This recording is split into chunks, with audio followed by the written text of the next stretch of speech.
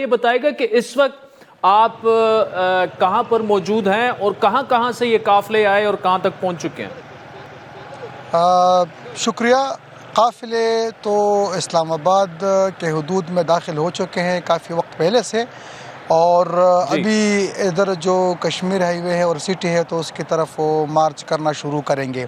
لیکن رکاوٹیں بہت زیادہ ہیں تو بمشکل وہ رکاوٹیں پار کریں گے. جی عارف بولیے، آپ بولیے. عادل، یہاں پر ایک بات یہ میں وضاحت کروں گا کہ رکاوٹیں رکھی گئی تھی موٹر وے پر غازی بروتہ کے قریب، ہزارہ انٹرچینج کے قریب اور اس طرح اور جگہوں پر برہان کے قریب رکاوٹیں رکھی گئی تھی، اور کافی کچھ زیادہ تعداد میں کنٹینر رکھے گئے تھے، اس میں کوئی شک نہیں ہے. لیکن یہ بات بھی، اس بات سے بھی آنکھیں نہیں پھیر سکتے کہ جو پی ٹی آئی کے ورکرز تھے تو ان کے پاس اس دفعہ سرکاری مشینری نہیں تھی، نہ وہ اپنے ساتھ کوئی مشینری لے کے آئے ہوئے تھے پرائیویٹ، بلکہ وہ دھکے مار کر ہاتھوں سے زور لگا کر استعمال کر کے وہ ان لوگوں نے وہ سارے کنٹینر ہٹا دیے اور اپنے لیے راستے کھول دیے.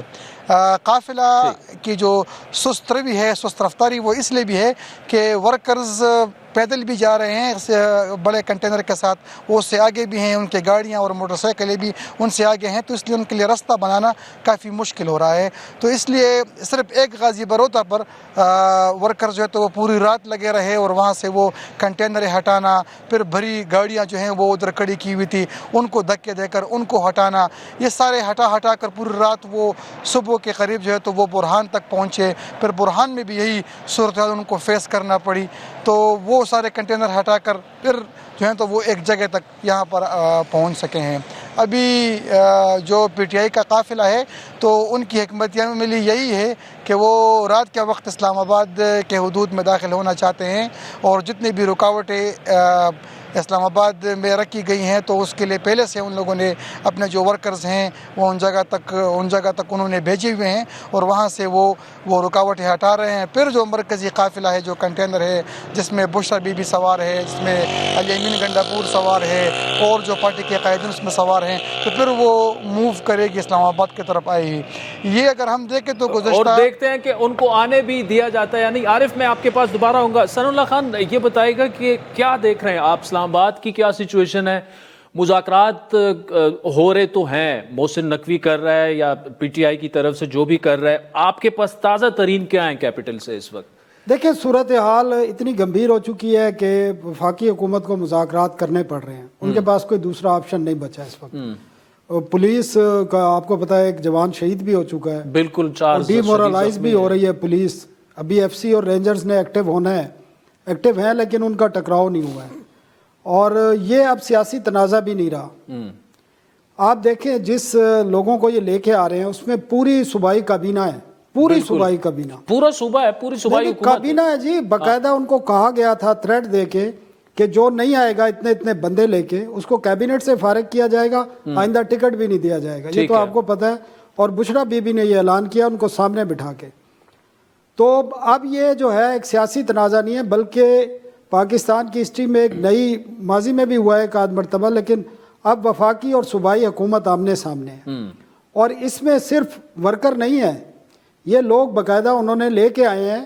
اس میں وہ لوگ بھی ہیں جن کو افغانستان سے یہاں لایا گیا تھا، جو اطلاعات آ رہی ہیں. اچھا، ان کے بھی کچھ لوگ یہاں پہ اس، ویسے وہ محسن نقوی نے کہا تو تھا کہ ہم نے کچھ لوگوں کو وہ موجود ہیں اور بڑے ٹرینڈ لوگ بھی موجود ہیں. وہ جو بتا رہے ہیں، یہ عارف نے بھی بتایا کہ مشینری نہیں تھی.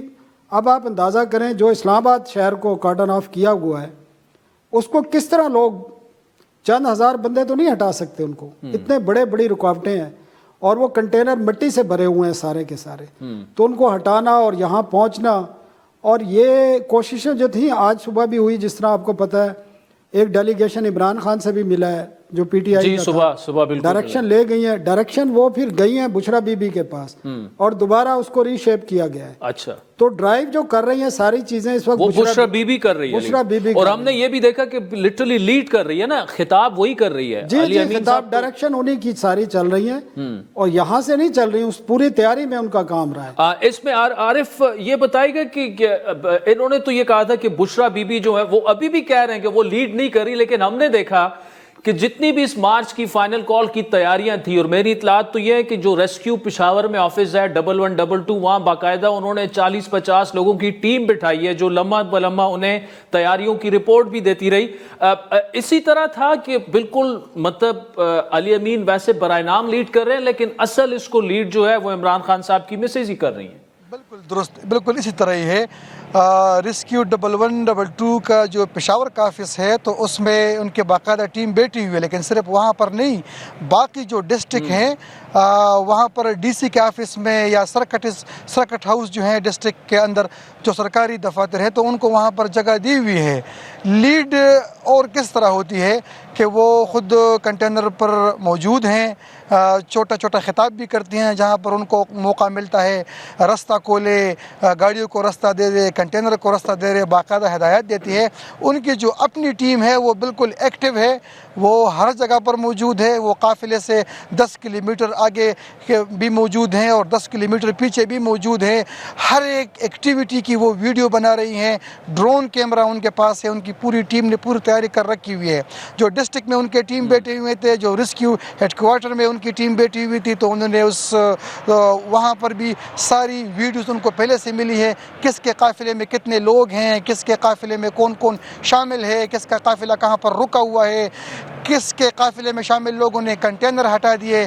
جس طرح ثناء اللہ صاحب نے کہا کہ یہ بڑے ٹرین ہے، واقعی میں بڑے ٹرین ہم اس لیے کہیں گے کہ حکمت عملی اس طرح بنائی ہوئی ہے کہ کنٹینر رک جاتا ہے. پہلے وہ جہاں پر بلاکیج ہوئی ہوتی ہے تو اس کو ہٹاتے ہیں، پھر کنٹینر جو ہے تو وہ اس کی موومنٹ شروع ہو جاتی ہے. بالکل ایک جگہ پر بھی کمیونیکیشن گیپ نہیں ہے، ہر ایک کام جو ہے تو وہ کمیونیکیشن کر رہے ہیں اور اس کے بعد یہ چیزیں ہو رہی ہیں.